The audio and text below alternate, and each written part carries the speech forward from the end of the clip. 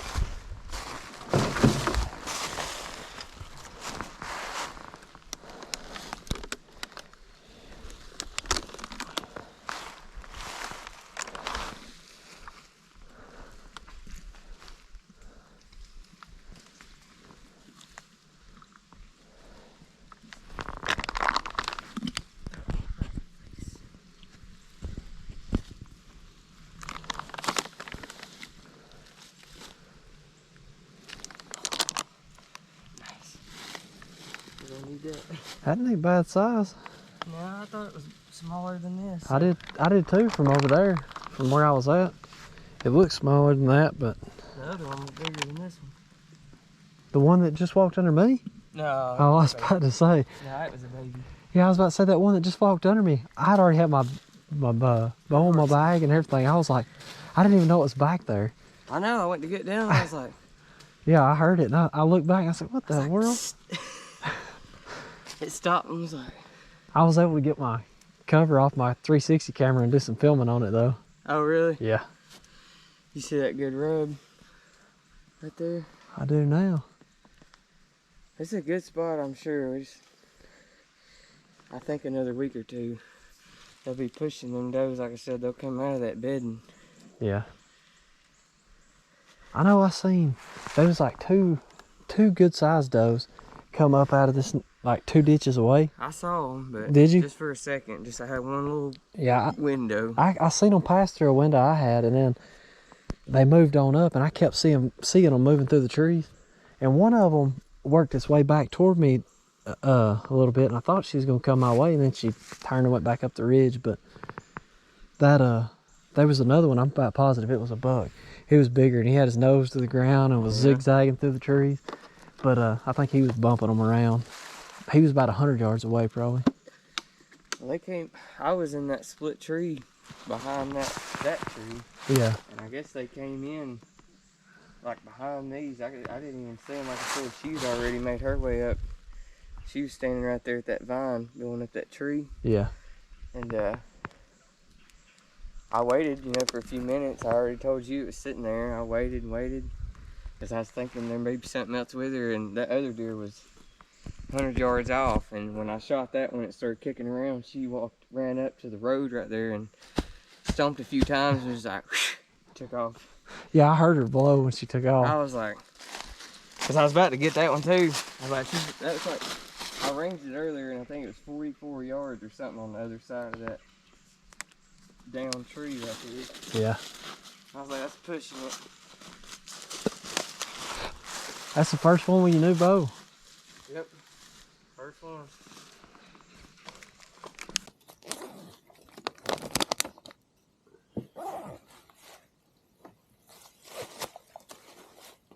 Tired of it, so she makes a lot of.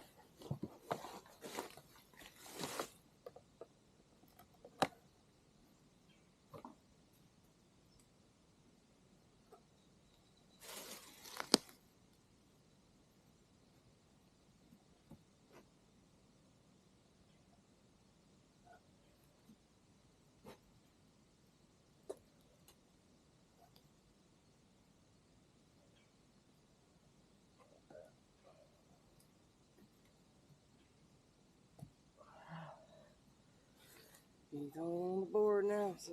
That's right. I'll get my stuff in there. You can do that. Yeah. Yeah. Shouldn't be too bad.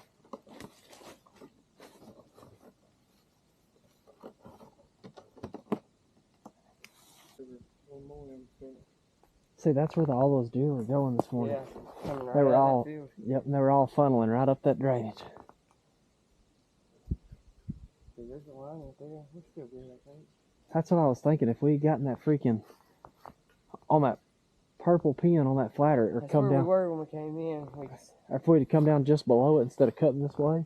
Just like I think if we would have got a little bit further that way, it would have helped too. I think You we were can just, see on that main field where it's got all that bedding and stuff, there's a little strip of woods that comes out of it and feeds over right. further towards that pond. That's a good spot too.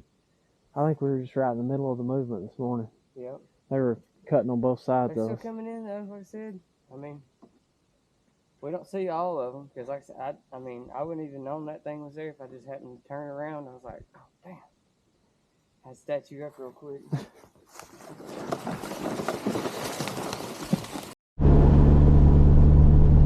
Alright guys, I know we didn't really have much in the way of shot footage on that hunt, but